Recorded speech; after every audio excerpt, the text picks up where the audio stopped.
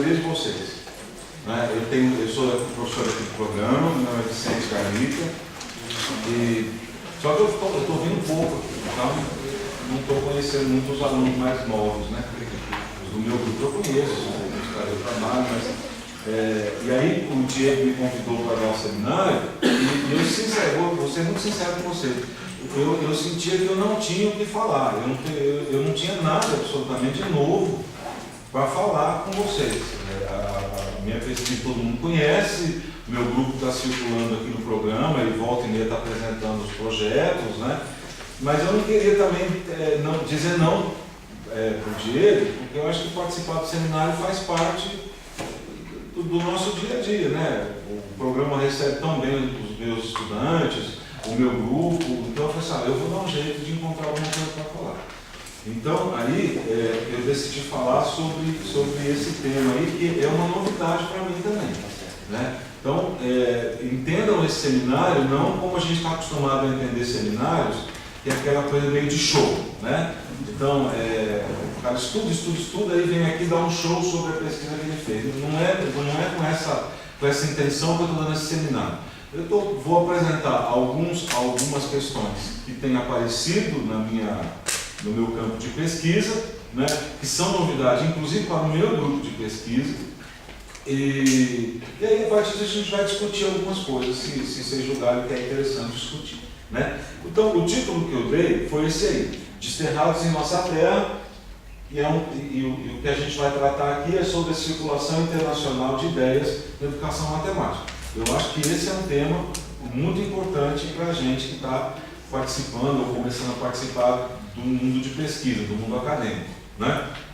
O Desterrados em Nossa Terra está até em itálico, porque isso é uma das primeiras frases que o Buarque de Holanda ele cita num livro que eu acho que é um livro clássico, que é um livro que chama Raiz do Brasil, né? É um livro que foi publicado em 1937 e esse ano está fazendo, o ano que vem vai estar em 1936. Esse ano está fazendo, então, 80 anos de publicação, estão saindo várias edições, né? Como eu acho um texto muito importante para a gente entender a natureza do povo brasileiro, né? Como é que se formou o povo brasileiro, essa frase abre mais ou menos o livro, uma frase muito conhecida dele, e eu espero que ela faça sentido no que eu estou fazendo, né? Como é que surgiu essa minha preocupação em relação à circulação internacional de ideias em educação matemática? Isso surgiu de uma parceria, e uma parceria bastante atribulada, bastante confusa. A Carla Alves de Souza, ela é uma aluna de doutorado da Universidade de São Paulo, né? Então ela faz o doutorado dela na USP com a professora Maria do Carmo Domit. E a intenção da Carla era estudar a circulação internacional de ideias em educação matemática. E, além disso, ela queria estudar essa circulação internacional de ideias usando história oral. Ela fez o trabalho dela e me convidou para a banca de qualificação dela, por conta dos meus estudos em história oral. Porque ela e a Maria do Carmo estavam com muita dificuldade de implementar a história oral, de entender como é que fazia análise, coisa assim, né? Eu não pude ir à banca, então aí eu fiz um texto, eu gostei muito da ideia do trabalho. Eu lembro que eu fiz um texto muito grande, acho que era um texto de quase 15 páginas para a arguição. Mandei o texto, eles estudaram o texto durante a arguição lá, e ficou combinado que a Carla ia entrar em contato comigo, se precisasse ia para Bauru, porque eu sou de Bauru, e a gente ia conversar para ajudar no trabalho dela. Estava muito desestruturado ainda, tinha só algumas ideias, né? Nesse meio tempo, a professora Maria do Carmo, que estava com um câncer bastante avançado, ela faleceu, né? Foi um ano terrível para a educação matemática. Ano passado nós perdemos assim, grandes companheiras da educação matemática, e a Maria do Carmo foi uma dessas pessoas. Aí o pessoal da USP achou que eu deveria tomar a responsabilidade da orientação da Carla. Aí a Carla me escreveu perguntando se eu aceitava ser orientador dela, né? Mas entendam que essa situação é uma situação extremamente desconfortável, porque o trabalho já estava muito caminhado, né? Estava até começando a dar uma luz hoje sobre isso, né? Você pega um trabalho que já tem 2 anos de andamento, e aí você tem que se inteirar de um monte de coisa que você não sabia, né? Então, mas aí a Carla estava muito entusiasmada com o trabalho, passou por uma época muito triste, né, com a morte do Carlos, e a gente conseguiu fazer o trabalho foi defendido até, acho que com bastante sucesso, agora no começo de agosto. Então, o que eu vou trazer para vocês aqui é um pouco dessa história desse trabalho, né? Eu convidei a Carla para vir aqui hoje, mas como ela acabou o doutorado, ela retomou as aulas dela e não pôde faltar, né? Então, claro que isso aqui não é o trabalho da Carla, né? É uma apropriação minha sobre o trabalho dela. Ela fez o trabalho dela e eu entendo o trabalho dela desse modo que eu vou explicar para vocês. Por que eu entendo que é importante, né, entender isso aí? Primeiro, porque eu acho que a gente, quando fala de circulação, como é que as ideias circulam internacionalmente, e em educação matemática isso tem acontecido muito, as pressões das universidades para que a gente circule internacionalmente são muito grandes, etc. e tal, né?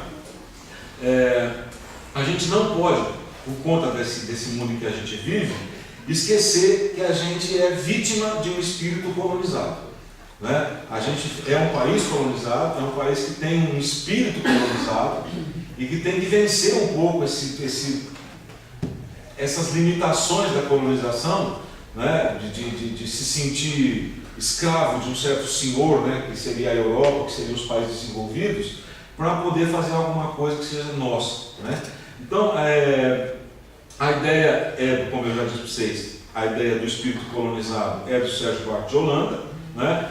E aí, junto disso, eu comecei a atrelar uma ideia que eu tinha defendido há muito tempo atrás já, que é assim, as concepções que a gente tem sobre alguma coisa, elas não se manifestam como concepções, elas se manifestam como práticas. Então não adianta eu chegar para vocês aqui e dizer assim, olha, para mim a educação matemática é isso, aquilo. Uma sala de aula é isso, aquilo. A minha concepção sobre matemática é isso, aquilo. O que eu tenho que ver é como é que são as minhas práticas em relação a essas coisas. As minhas concepções, elas estão entremeadas nessa minha prática. Tá certo? Não adianta, por exemplo, você defender um modo de usar a informática na sala de aula e a sua prática ser totalmente ao contrário daquilo lá que você defende. Então, eu acho que se você quer ver a concepção sobre alguma coisa, não adianta perguntar pela concepção, você tem que perguntar pela prática. Como é que as coisas se manifestam realmente, né? Então, isso tem a ver, por exemplo, o que isso tem a ver com a história do colonizado? Por exemplo, em História da Educação Matemática, que é uma área na qual eu circulo muito, né, porque o meu grupo faz muita pesquisa sobre História da Educação Matemática, a gente percebe que alguns referenciais teóricos são muito exaustivamente usados. Então, por exemplo, a gente tem um autor que chama Chervel, e ele é usado em 10 teses de mestrado e doutorado em História da Educação Matemática. E o que se conhece do Chervel? Se conhece um único texto que ele publicou na década de 70. Né? Então, isso para mim é uma mega manifestação de um espírito colonizado. Mas será que em 30, 40 anos nós não conseguimos fazer absolutamente nada em História da Educação Matemática no Brasil, de tal maneira que a gente possa se despregar um pouco desses referenciais, né? Que não são referenciais clássicos. Eu não estou falando do Sérgio Buarque de Holanda, eu não estou falando do Foucault, eu não estou falando de um texto, um artigo que circula numa revista. Como é que ele pode servir de referência básica durante 40 anos? Se nada foi feito a ponto de suplantá-lo ou de criticá-lo, então alguma coisa está errada.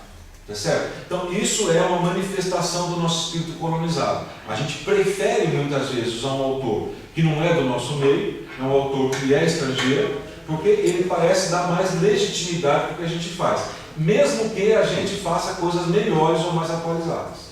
Né? Então, é nesse sentido que eu acho que essa ideia da crença e da concepção está ligada nisso que eu estou falando para vocês. Uma outra coisa é nas tendências gerais da educação matemática. Isso eu tenho visto, não é só em História da Educação Matemática, eu tenho visto na história da educação matemática de um modo geral. Eu editei uma revista outro dia sobre metodologias qualitativas de pesquisa, um dossiê, que eu acho que ficou um dossiê muito interessante, né? Fala sobre várias abordagens de pesquisa e tal, e o que se vê são sempre referências à pesquisa qualitativa, né, de autores internacionais. sendo que a gente tem batalhado nisso aí há 50 anos, no mínimo, pelo menos há 30, 40 anos o programa daqui trabalha com essa expectativa. Será que nada foi feito a ponto de poder, pelo menos em nível, em pé de igualdade, né, conversar com esses autores internacionais? Então, essa é uma outra coisa. A outra coisa que eu percebo muito é porque eu sou do CNPq, né? Eu sou do CA do CNPq, eu represento a educação matemática lá. E o que a gente vê no CNPq muito são pedidos, por exemplo, de bolsas para doutorado sanduíche, ou doutorado no exterior, ou pós-doutorado no exterior, né? O que é muito válido, a gente precisa fazer esses intercâmbios, né? Mas eu nunca vi, né, essas parcerias que a gente estabelece com o exterior receber alunos para fazerem doutorado aqui. Né? São raríssimos os casos, Então você faz uma grande parceria com a França, por exemplo, e você manda os seus alunos para lá para fazer o doutorado, mas você não recebe nenhum deles para cá. Né? Quando acontece, o que acontece? Missões de estudo, onde os professores de lá vêm aqui ensinar a gente alguma coisa. Né? Então, e isso para mim são manifestações. Tem o pessoal da História da Educação Matemática que fica muito bravo quando eu falo isso, mas eu acredito nisso. Eu acho que a gente é vitimado por um espírito colonizado. E enquanto a gente não perceber isso aí, a gente não vai conseguir ultrapassar essa situação. Né? Então, outra coisa, a gente vê isso na arte. Né? Isso é muito comum, a gente vê na arte. Se você pega a arte do começo das missões estrangeiras, por exemplo, os pintores europeus que vinham pintar o Brasil porque eles precisavam apresentar o Brasil para a Europa. Né? Então você vê como é que essas concepções de que a gente é um país de selva, né? Um país, hoje em dia um país de futebol, um país de mulher com bunda grande, né? Isso aí suplanta, né, muitas das características que a gente gostaria de ver no lugar dessas aí. Um caso assim que, quem estava no Pará, no encontro ibero-americano, você assistiu a palestra de um senhor, eu não sei se era da Colômbia, do Uruguai, de algum país da América Latina, no final da conferência dele, como uma homenagem para a gente, ele colocou uma mulata sambando, né? Então, assim, ele colocou aquilo como uma homenagem a gente, entendeu? Quer dizer, é uma distorção, né, que fica totalmente naturalizada, né? Deixou a gente barbarizado, né, e ele não percebeu o que estava acontecendo. Então, esse é o espírito colonizado, né? Por fim, atualizando esse quadro, eu não sei se vocês acompanharam as Olimpíadas, né? Assim, eu achei muito interessante quando por exemplo, aquele nosso saltador lá, o cara que pula o salto com vara, né? Ele ganhou do francês, com aquela polêmica de que a torcida prejudicou o francês, ajudou o brasileiro a se retirar. O que é que o técnico do francês disse? Que é natural que o nosso atleta ia ganhar, porque a gente é um país muito envolvido com candomblé. Vocês podem ver na internet, isso é uma frase que ele disse. Quer dizer, são essas manifestações que mostram o espírito do colonizador e o espírito do colonizado. Né? São esses pequenos detalhes. Né? Então é por isso que eu acho que isso é importante para a gente, até para a gente tentar reverter algumas posições. Então, qual que é a proposta, em suma? Isso aí justifica por que eu acho a pesquisa importante. E Rose, acho que deu uma travada. Você muda comigo? Gislaine?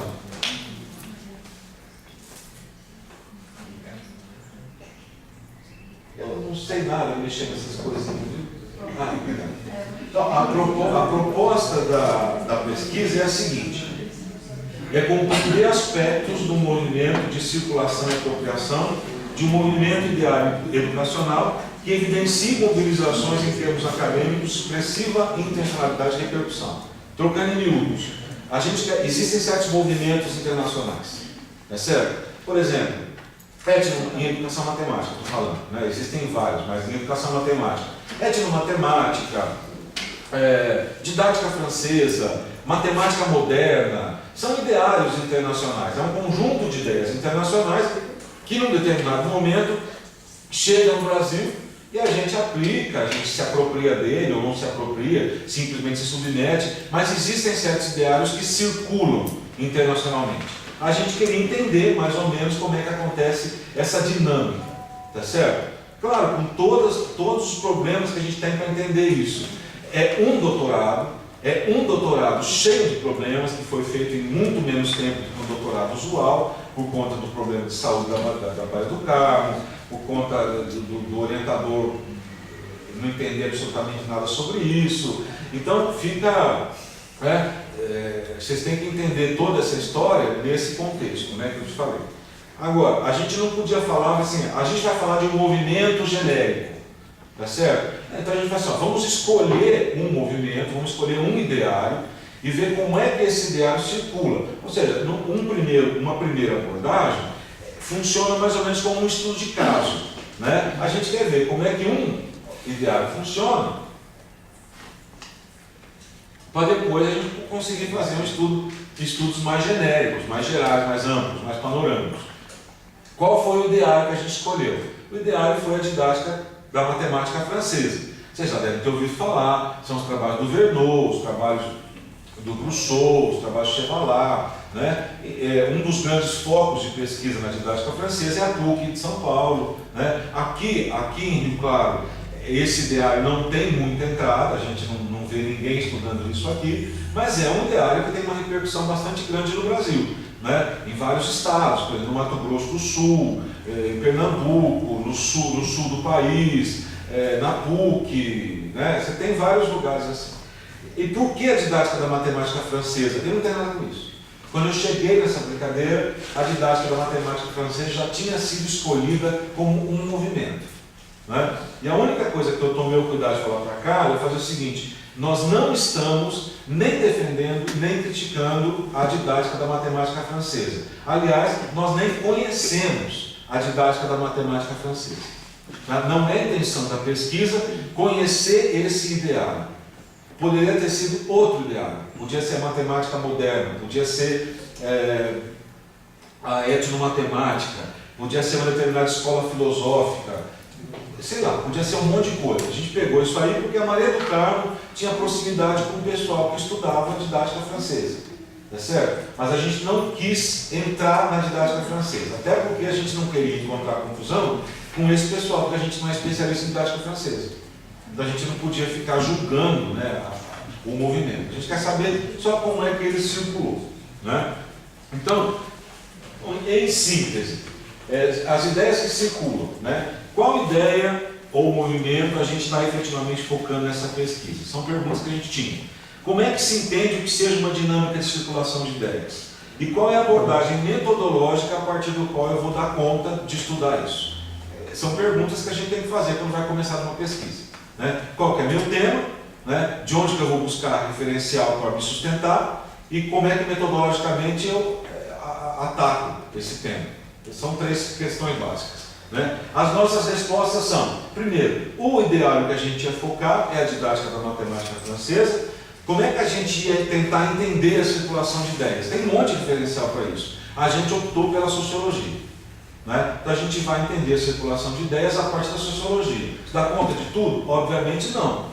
Então isso é um trabalho sociológico sobre como as ideias circulam em educação matemática, tá certo? É esse viés. E a abordagem metodológica vai ser a história oral, como a gente pratica no nosso grupo de pesquisa, que é o GOMEI, né? Bom, em relação à metodologia, então a gente usou a história oral. Foram entrevistados 13 professores e pesquisadores.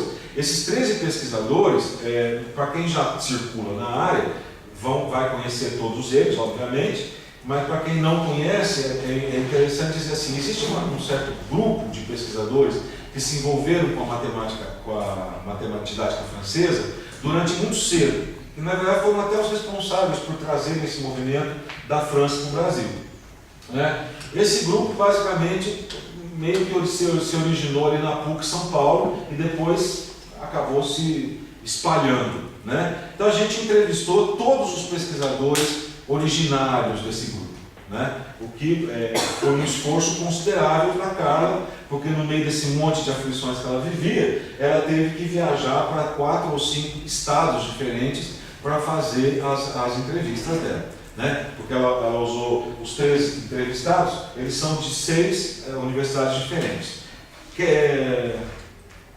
Quem são esses entrevistados? Então, só para vocês saberem, então, a Silvia da PUC, o Sador da PUC, o Vicenzo, que era da PUC, agora é da União, Ana Paula Jean, que era da PUC, agora é do INE. Estou falando que agora é da PUC, vocês veem que realmente a PUC tinha um certo recurso em relação à matemática francesa, né? A Marlene Dias, que era da PUC, depois foi para a União. A Tânia Campos, que era da PUC, foi para a União. Então, esses aí todos de São Paulo.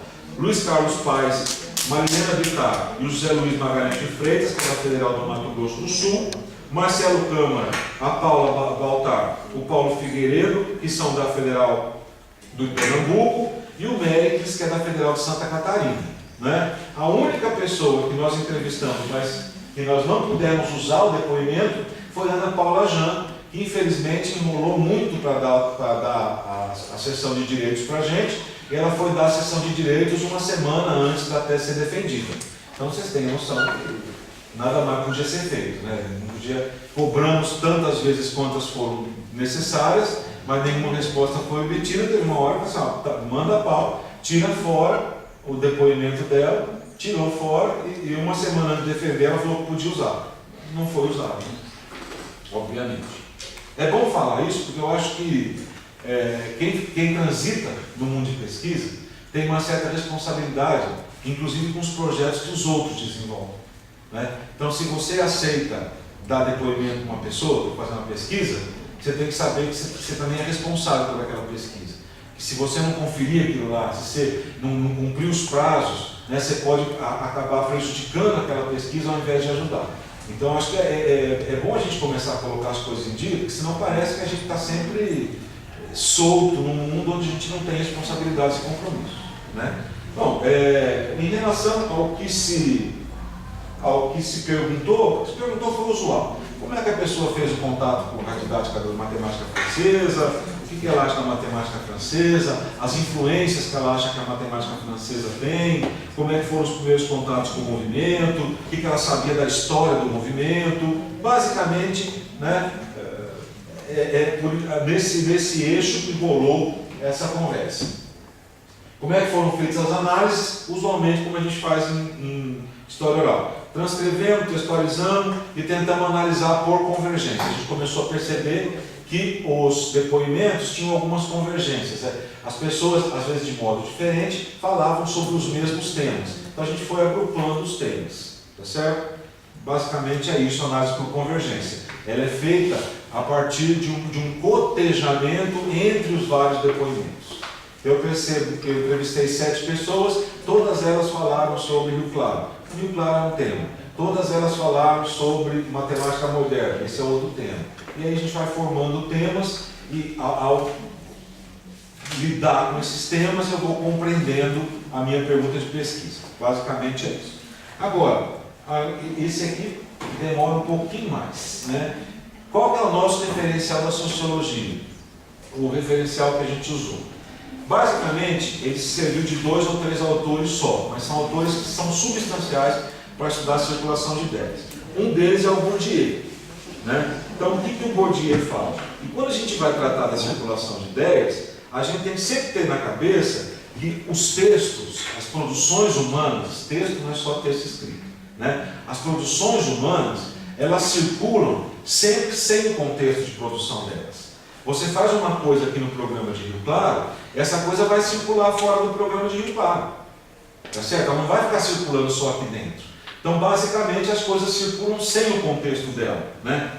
E esse fato gera formidáveis mal-entendidos. Porque você tenta se apropriar de uma produção sem conhecer exatamente o contexto de produção daquela produção.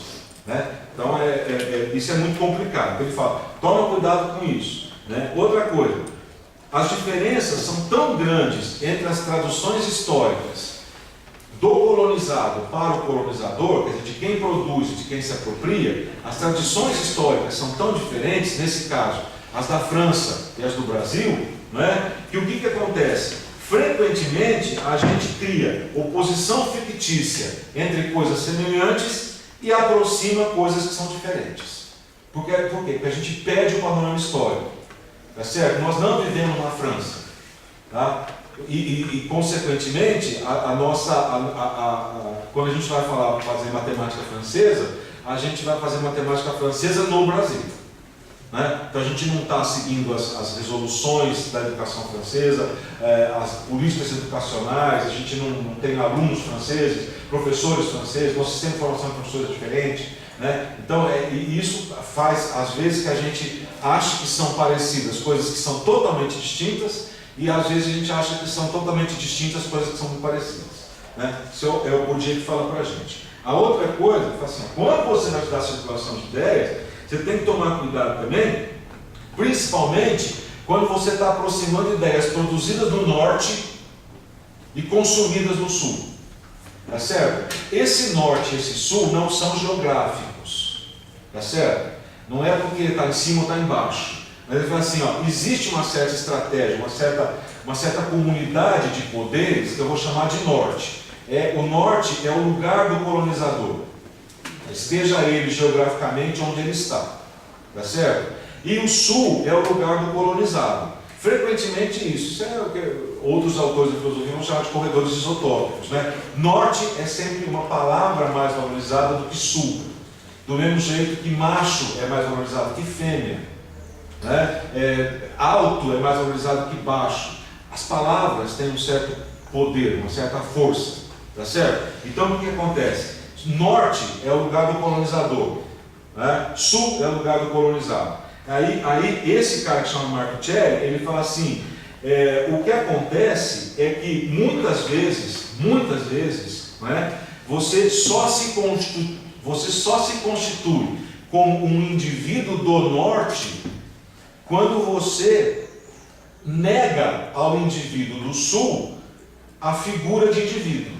Quer dizer, você só se vê como indivíduo no norte ao negar ao sul a individualidade, entendeu? Assim, você só consegue se estabelecer como indivíduo quando você nega a individualidade do outro. Né? Então aí a gente vai ver esse movimento que é muito comum, né, na antropologia e na sociologia, de que o que você faz? Quando você quer se estabelecer um certo domínio de poder, você começa a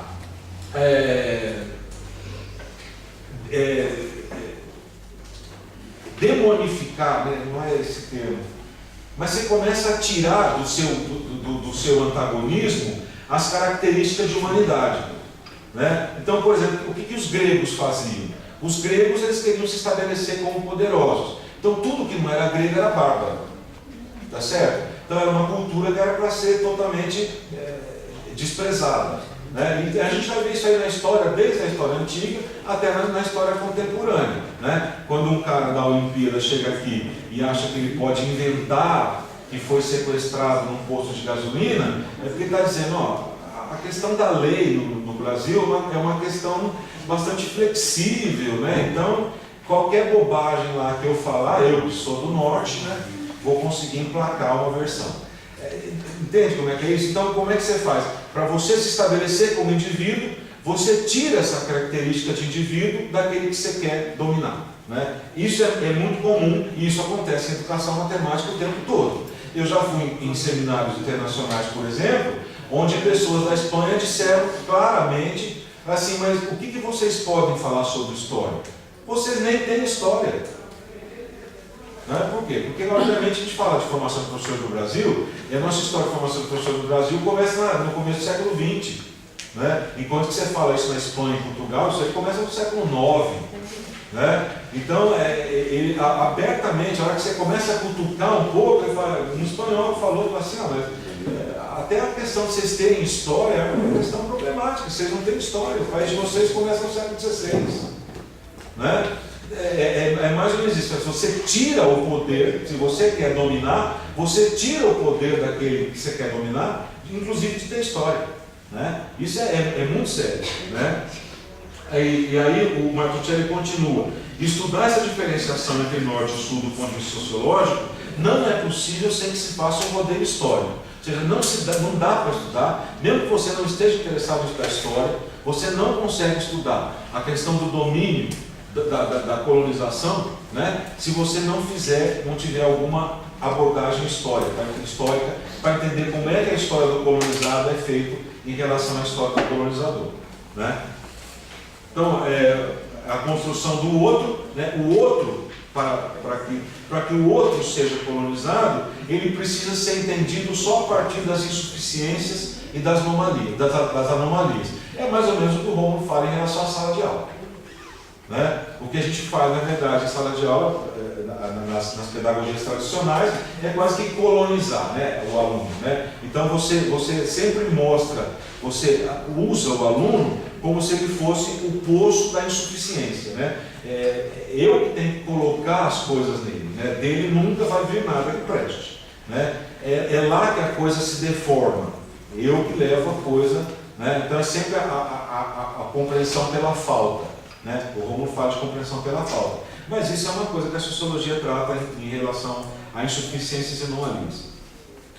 Uma outra ideia que é importante, né, que também é do Martuchelli, é a questão da dependência, quando a gente trata dessa circulação internacional de ideias, né? Assim, as situações locais, elas não são determinadas nem somente pelas relações internacionais, nem somente pelo jogo entre os atores nacionais, e nem apenas pela marca do Estado e da administração.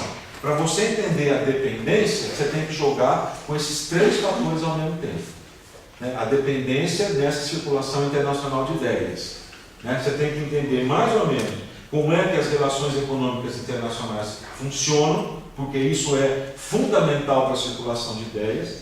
Você tem que entender o jogo entre os autores nacionais, que na verdade vão buscar apoio, vão buscar parceria com os autores internacionais, criando uma dependência que pode ser boa ou não, né? E você tem que ver a marca do Estado e da administração, tanto nacional quanto estrangeira. Assim, às vezes o modo como o Estado funciona facilita ou prejudica o modo como as ideias circulam. Vocês estão vendo isso aí na pele agora, né? Uma hora o PIBID acabou. Está acabando. Se não acabou, está acabando. Por quê? Porque você muda os jogos, né, os jogos de poder do Estado, né? Você vai ver várias coisas parecidas com isso. Não tem mais bolsa para o exterior. Por quê? Porque você mudou. Você está numa crise que é causada exatamente pelas relações de Estado. Mais outra coisinha aqui. Eu vou pegar só alguns pontos, que é muita coisa, eu não queria cansar vocês. A internacionalização acadêmica é um fenômeno intrínseco ao movimento dos autores sociais em luta pela conquista do reconhecimento no campo acadêmico. Claro, né, quando você fala que você está buscando a internacionalização acadêmica, você está sempre lutando para se impor no seu campo. Tá certo? Ninguém vai para o exterior só porque é bonito. Você acaba capitalizando isso para a sua formação, para ser reconhecido naquele campo onde você atua. Mas também não vamos ser ingênuos. Obviamente, as instituições públicas, as políticas públicas, elas catalisam isso. Por mais que seja pessoal essa sua ida para o exterior, para fazer um pós-doutorado, um doutorado, ou para fazer uma parceria, né? De alguma forma, a sua instituição, a sua universidade, o seu programa de pós-graduação, ele está capitalizando também em cima disso. Né? Isso é tão óbvio, né, que quando você escuta o Martuchelli falar, né, você não, claro, né, porque obviamente se a gente manda 10 alunos aqui fazer sanduíche no exterior, a nossa plataforma Sucupira no final do ano, ela é muito mais valorizada, obviamente o nosso programa pode subir até para 7. Entendeu? Então, sempre você tem esse domínio, né? Você está se mantendo numa certa área de conhecimento, mas ao mesmo tempo as suas instituições estão capitalizando em cima disso, estão te usando também, né? A outra fala... Não, vou pular umas coisas, viu? Depois eu posso entregar isso aqui, que se alguém tiver interessado. Isso aqui é importante, porque...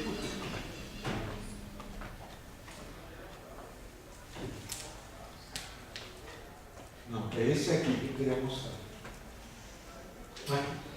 Segundo esse grupo aí, que é o Azevedo e Catani, eles falam assim, o campo acadêmico internacional global, não é esse aqui, é o Morosini ainda lá em cima.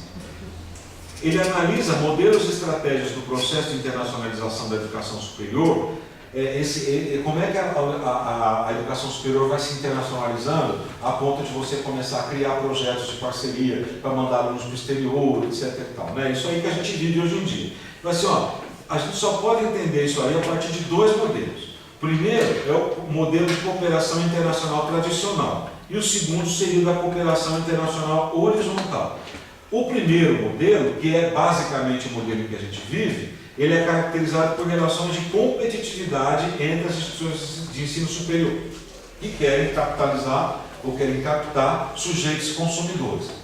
Não tem jeito. A internacionalização, ela faz parte de uma briga entre instituições, porque cada instituição quer defender o seu nicho, tá certo? Então, claro que Rio Claro quer mandar mais alunos para o exterior do que manda o programa da USP, e isso sempre acaba sendo capitalizado, né? Então, a gente está sempre fomentando cooperações internacionais do tipo tradicional, tá? Bom, basicamente, acho que eu já estou bastante avançado, né? Eu vou pular tudo isso aqui. Vou chegar lá. Aí, isso aqui são coisas com as quais a gente tem que tomar cuidado quando a gente vai tentar analisar a circulação internacional de ideias a partir desses referenciais sociológicos que a gente mobilizou. Tá certo? Só que isso é muito demorado para falar. Então, acho que já deu uma ideia de onde é que a gente está transitando. Né? A gente está transitando num domínio que é muito natural para a gente, que a gente vive nisso, mas que a gente não naturaliza muitas vezes e não questiona. Né? Então, a sociologia acho que ajuda a gente a fazer isso. Agora, o que a gente vai ver circulando? A gente vai tentar ver circulando a didática da matemática francesa. O que é basicamente a didática da matemática francesa? Obviamente, ela surge na França, né? E ela surge de um movimento que é o movimento dos institutos de pesquisa em educação, em didática da matemática, em ensino de matemática na França, que eles chamam de IREM. Isso surge na década de 60. Os IREM, eles surgem, esses institutos de pesquisa, eles surgem como uma contraposição à matemática moderna. Eles achavam que a matemática moderna estava tendo resultados não muito adequados, então eles começam a gerar políticas de ensino de matemática que são contrárias à matemática moderna e criam esses institutos que todo mundo conhece, quem faz educação matemática. Eu sei, outro dia um aluno meu recebeu um e-mail, né, a gente acha que todo mundo conhece. O aluno recebeu o e-mail e falou assim: recebi o e-mail de um tal João Pedro da Ponte que quer ser meu amigo no Facebook. Não deixei, eu não sei quem é. Mas, o cara deve ter ouvido falar da sua pesquisa em algum lugar, que você é do nosso grupo. Aí tem que, então a gente acha que todo mundo conhece todo mundo, mas não é nem assim. Né? E aí a gente vai ver aqui que é fundamental você conhecer. Né? É fundamental. Para a vitalidade da sua pesquisa, para a vitalidade dos programas, para a vitalidade da vida acadêmica, você tem que conhecer esse mundo no qual você transita. É certo? Então, em suma, acho que todo mundo deve conhecer o que são os INEM, né, da década de 60. Aí, esse movimento foi ganhando corpo, né, com vários pesquisadores, que não eram, na verdade, pesquisadores da educação matemática. Eles eram professores de matemática, eles eram pesquisadores em matemática, né, que começaram a se interessar por questões de ensino de matemática. Até que na década de 70 eles criaram até cursos específicos de formação de professores. É um movimento bastante grande, você deve ter ouvido falar já daquele da transposição didática, engenharia didática. Esses aí são termos, expressões, né, muito comuns para quem trabalha com didática francesa. Certo? Bom, esse aí é o nosso campo, tá certo? Agora a gente começou a estudar, sabendo mais ou menos essas coisas, a gente começou a estudar os depoimentos dos nossos 13 depoimentos, tá certo? E aí a gente chegou em 12 convergências. Só que, obviamente, depois a gente começou a perceber que essas 12 convergências, elas estavam misturadas uma na outra. É que no primeiro momento a gente falou assim, a gente começou a ler os 13 depoimentos, mas vamos organizar mais ou menos. A primeira organização fez surgir 12 categorias. Aí essas 12 categorias viraram 4 categorias, lá no final da pesquisa. Isso é uma análise por convergência, né? Você vai juntando, você vai entendendo, até que você cria uma grande categoria aberta que é mais ou menos a compreensão que você teve do problema de pesquisa que você estabeleceu, né? Eu não gosto disso aqui, mas a Carla gosta. Então isso aqui, como é um slide que ela me mandou, né? Eu mantive. Ela acha que eu não gosto disso aqui porque eu não entendo nada. Quando as coisas vêm em desenho assim, aluno de mestrado e doutorado adora fazer isso, né? Fazer gráfico. Essa flechinha vai para lá, flechinha vai para cá. Eu não consigo entender essas coisas. Mas aqui, com isso aqui, ela quis mostrar mais ou menos como é que as categorias elas se juntam e como é que elas se atrelam a outras categorias. Tá certo? Eu pus aí em homenagem a Carla, porque não me gusta.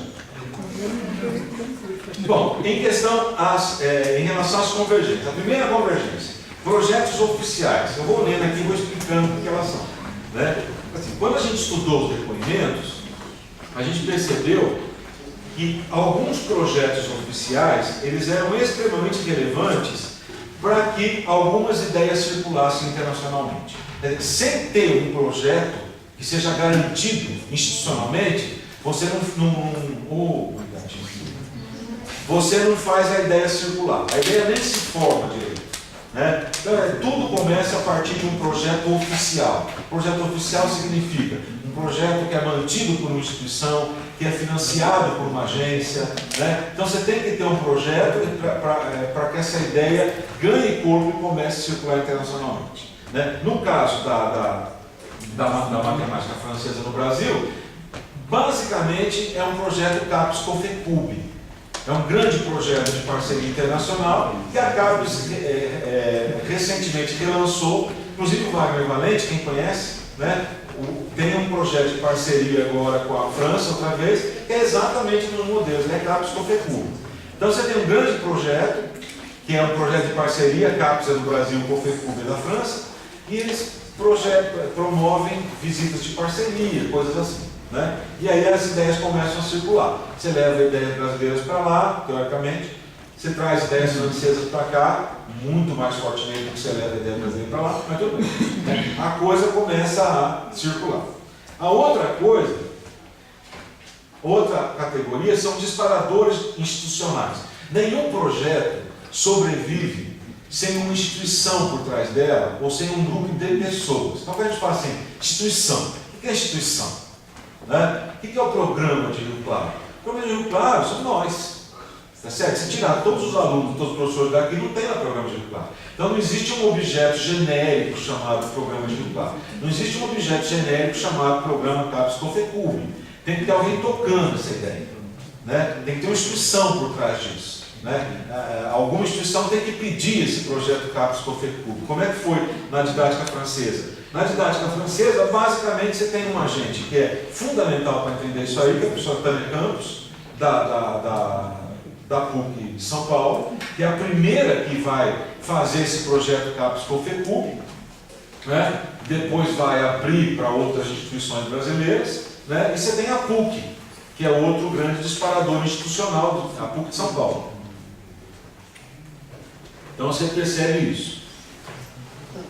A outra coisa que você tem é a capilaridade. Você tendo um projeto, você tendo um grupo de atores que movimentam esse projeto, você vai formando capilaridade, você vai formando redes, né? Então, por exemplo, a Tânia fez um projeto com a PUC mandou uns 4 ou 5 para a França fazer o doutorado lá, eles voltaram, aí surgiu um outro projeto CAPES-COFECUB, a Tânia fez uma parceria com a Federal do Mato Grosso do Sul, já foram 3 de lá para a França, depois o Paulo Figueiredo no Recife, já foram mais alguns de lá. Então você começa a formar uma certa capilaridade, né? um certo enraizamento, né? Onde as pessoas, os agentes, né, vão garantir que esse diário se mantenha e que esse diário circule, né? A outra coisa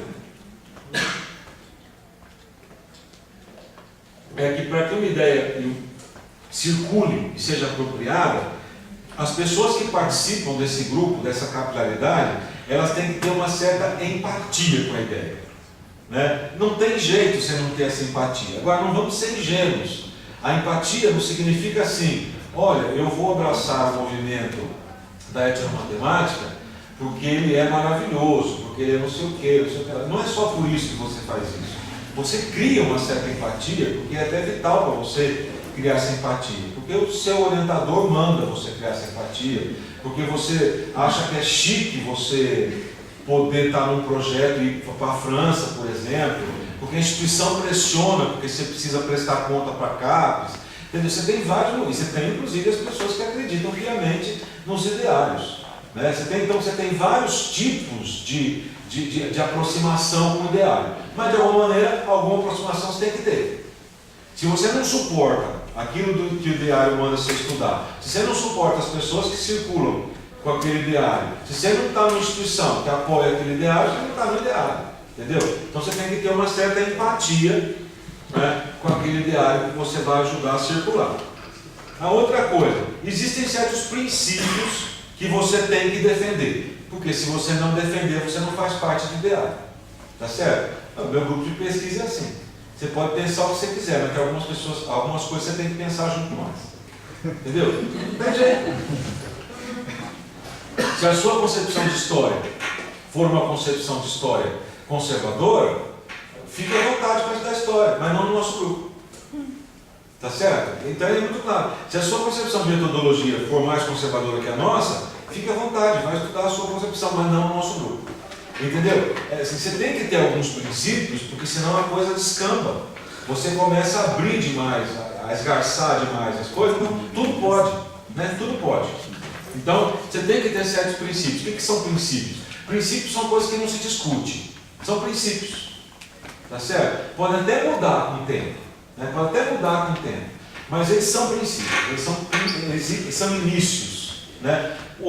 A partir deles você vai discutindo outras coisas, você vai agregando outras coisas. Mas você tem que ter isso aí para que uma ideia circule. No caso da matemática francesa, você tem vários princípios que são fundamentais. Por exemplo, a importância da matemática no ensino de matemática é um dos preceitos da matemática francesa. Né? O fato de que existe uma ciência de referência chamada matemática, que vai ser depois transformada em matemática escolar, isso é um outro preceito de referência deles. Se você muda de cadeia, né, não existe isso. Né? Por exemplo, eu não acredito que exista uma ciência de referência que vai ser apropriada para virar matemática escolar. O que existe é uma matemática escolar, que é totalmente diferente da matemática ciência de referência. É outra coisa. Né? Então, dependendo do ponto de vista que se assume, você está num ideário ou no outro. Então, você tem que, né, defender esses princípios. Para você continuar num certo ideário, né, nessa circulação internacional, você tem que ter um certo cuidado com a anterioridade. É o que eu estava falando agora. Se você quer participar da educação matemática e você quer fazer alguma diferença na educação matemática, você tem que participar dela e conhecer a vida dela. Você tem que saber mais ou menos a história, como é que ela se constitui, quem são as pessoas que trabalham nela, né? Quem são as pessoas que produzem conhecimento, quais são as ideias vigentes. Né? Então você tem que ter um certo cuidado com a anterioridade, a ponto de chegar para você e falar assim, o que é educação matemática? Você tem que me responder.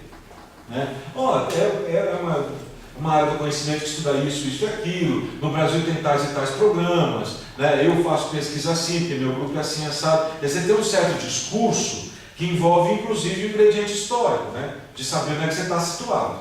Né? Isso todo mundo que a gente entrevistou tinha.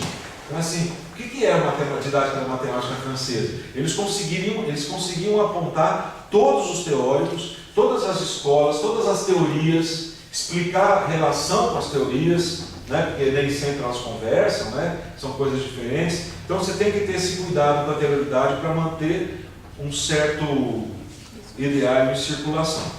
A outra coisa é que, claro, em relação a tudo isso, você acaba criando uma certa sincronia discursiva. Sim, você acaba falando mais ou menos as mesmas coisas, ou do mesmo modo que aquele grupo no qual você está inscrito. Porque, claro, você conhece a anterioridade daquele grupo, você assume, você tem uma empatia com aquele ideário, você assume o discurso, você tem você conhece a história daquele projeto, você tem empatia, você tem esse monte de coisa, então obviamente você cria uma sincronia discursiva e você acaba falando mais ou menos no mesmo sentido, na mesma direção daquelas pessoas que promovem aquelas mesmas ideias, né? A outra coisa que a gente tem, assim, mas essas ideias elas precisam ser alimentadas. Então como é que você faz isso? Você mantém interlocuções contínuas. De que jeito você faz interlocuções contínuas? Aí é essa coisa de o pesquisador de lá vem para cá, o pesquisador de cá vai para lá, né? Essas interlocuções elas são mais poderosas se elas exigem que você se locomova. É mais chique fazer um doutorado, acabou de sair, é mais chique fazer uma parte do seu doutorado na Itália do que fazer uma parte do doutorado em outra instituição brasileira. É mais chique se você pode visitar o seu interlocutor na França do que visitar um certo interlocutor que está no Recife ou está no Rio Grande do Norte. Entendeu? Então, quer dizer, quanto mais longas são as viagens, mais essas viagens para as interlocuções agregam valor ao seu projeto. Consequentemente, agregam valor à sua formação, consequentemente, agregam valor à sua instituição, tá certo? Porque tudo isso está enrolado, uma coisa com a outra, né? Essa categoria do envolvimento prévio e vínculos está muito ligado àquela que eu falei de conhecer as anterioridades, né? Você sabe os vínculos que um estabelece com o outro, né? Isso a gente está falando de um movimento que a gente não conhece direito, mas isso vale para o que vocês estão fazendo. Se vocês estão trabalhando com étnico-matemática, com resolução de problemas, alguma coisa, tomem isso como um certo movimento, mesmo que seja local, regionalizado, nacional, né? Mas você tem que ter isso aí. Se você não conhece o vínculo entre as pessoas e os trabalhos, se você não tem uma certa sincronia discursiva, se você não defende os princípios daquele movimento, você está fazendo o quê? Né? Você está despregado, né? Então, eu acho que isso aí vale para a gente de modo geral, né? Outra coisa, contextos e circunstâncias particulares são fundamentais para serem agregados a esse processo. O exemplo disso é o seguinte, quando a gente entrevista esse pessoal da matemática francesa, frequentemente eles relatam um problema com a língua, porque eles saem daqui do Brasil e têm que se virar e escrever uma tese em francês, em pouco tempo, né? Então, mas esses problemas, o que eles fazem? Eles acabam agregando valor ao trabalho. É uma grande dificuldade que eles vivem, mas por terem ultrapassado esse problema, eles agregam valor à própria formação. Consequentemente,